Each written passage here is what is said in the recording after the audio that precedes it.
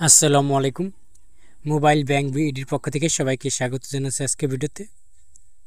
বন্ধুরা, আজকে ভিডিওতে আপনাদেরকে দেখাবো সোনালী ব্যাংকের অ্যাকাউন্ট থেকে আপনার আদার্স ব্যাংকে কীভাবে ফান্ড ট্রান্সফার করবেন। সেটা হচ্ছে সোনালী ই ওয়ালেটের মাধ্যমে। সোনালী ই ওয়ালেট যদি না রেজিস্ট্রেশন করে থাকেন, এখনই রেজিস্ট্রেশন করবেন। কীভাবে রেজিস্ট্রেশন করবেন সেই প্রক্রিয়া নিয়ে একটা ভিডিও করা আছে, সেই ভিডিওটা দেখে নেবেন। এই ভিডিওর নিচে ডিসক্রিপশন বক্সে লিঙ্ক দেওয়া থাকবে সেই ভিডিওটার। তাই বন্ধুরা, কীভাবে আপনারা সোনালী ব্যাংকের এই ওয়ালেট ব্যবহার করে আদার্স ব্যাংকে ফান্ড ট্রান্সফার করবেন সেই প্রক্রিয়া দেখাবো। আজকে দেখাবো ইসলামী ব্যাংকে ইনস্ট্যান্টভাবে এনপিএসবির মাধ্যমে কীভাবে টাকাটা পাঠাবেন সেই প্রক্রিয়া।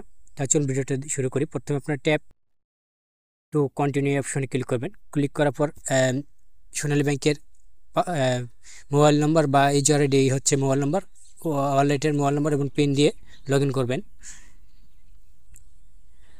লগ ইন বাটনে ক্লিক করলে একটু লোডিং নেবে, তার মূল পেজ চলে আসবে। সেখানে আপনি ব্যালেন্স অপশনে ক্লিক করবেন যে কত টাকা আছে। দেখুন আমার 198 টাকা আছে। এখান থেকে আমি এনপিএসবি অপশনে ক্লিক করব। এনপিএসবি অপশনে আপনি ব্যাংক অ্যাকাউন্ট সিলেক্ট করা থাকবে, এখান থেকে শুধু বেনিফিশিয়ারি অ্যাড করতে হবে। এই অপশনে এসে আপনি এখান থেকে যে কোনো ব্যাংকে আপনি সার্চ দিতে পারবেন। যে সকল ব্যাংক দেওয়া থাকবে লিস্ট, সেই সকল ব্যাংকে আপনি এনপিএসবিতে টাকা পাঠাতে পারবেন। আর বিএফ10-এ আলাদা অপশন আছে।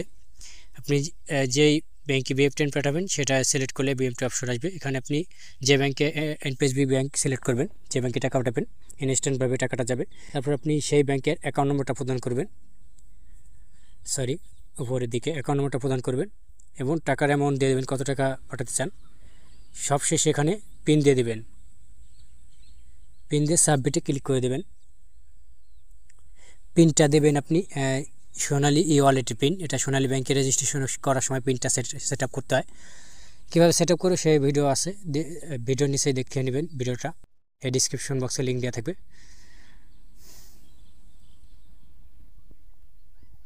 অ্যাকাউন্টের সম্পূর্ণ ডিটেলসগুলো দিয়ে আপনি সাবমিট করবেন। সাবমিটে ক্লিক করলে আপনাকে একটু ভুল দেখাবে, একটা সমস্যা হচ্ছে। সাবমিটে ক্লিক করলে আপনার ডিটেলসগুলো দেখাবে, এই অ্যাকাউন্ট থেকে এই অ্যাকাউন্টে টাকা যাবে, এত টাকা চার্জ করবে। এখানে আপনার ওটিপি নিচে প্রদান করা হবে। ওটিপি পাঠানো হচ্ছে আপনার রেজিস্টার্ড কিন্তু মোবাইল নাম্বারে। সেই ওটিপিটা বসে আপনি সাবমিটে ক্লিক করবেন। এখানে এনপিএসবিতে টাকা পাঠালে 10 টাকা চার্জ কাটবে এবং বিএফ10-এ টাকা পাঠাইলে কোনো চার্জ কাটবে না।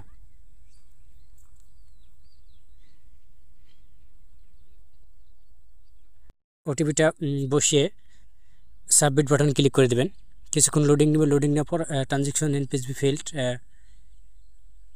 কোনো একটা সমস্যা হয়েছে, আমরা চেক করবো জিগে। আসলে এনপিএসবির কোনো একটা সমস্যা হচ্ছে, ত্রুটি হয়েছে, যে কারণে টাকাটা ব্যাক গিয়েও ফিরে আসছে, রিসিভ হচ্ছে না। পুনরায় আবার চেষ্টা করে দেখি কি হয়। ওটিপিটা বসে সাবমিটে ক্লিক করবো পুনরায়। বন্ধুরা, বুঝতে পারছি না, টাকাটা এনপিএসবিতে গিয়েও চলে আসছে ব্যাগে, অ্যাকাউন্টে ফিরে আসে মেসেজের মাধ্যমে। তো বন্ধুরা, আমার একটা সমস্যা হচ্ছে টাকা পাঠাতে, আপনাদের সমস্যা হবে না। আমি বিএফ10-এর মাধ্যমে টাকাটা পাঠিয়ে আপনাদেরকে দেখাচ্ছি। পুনরায় বিএফ10 অপশনে ক্লিক করবেন। সিলেক্ট ব্যাংকে অপশনে ক্লিক করে আপনি যে ব্যাংকে টাকা পাঠাবেন সেই ব্যাংকটা সিলেক্ট করে নেবেন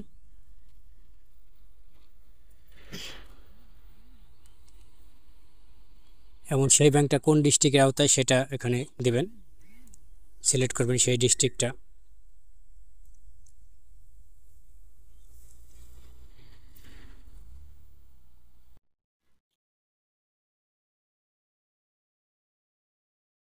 বুঝতে পারছি না, টাকাটা গিয়েও টাকাটা হেড অফিস থেকে ফেরত দিচ্ছে।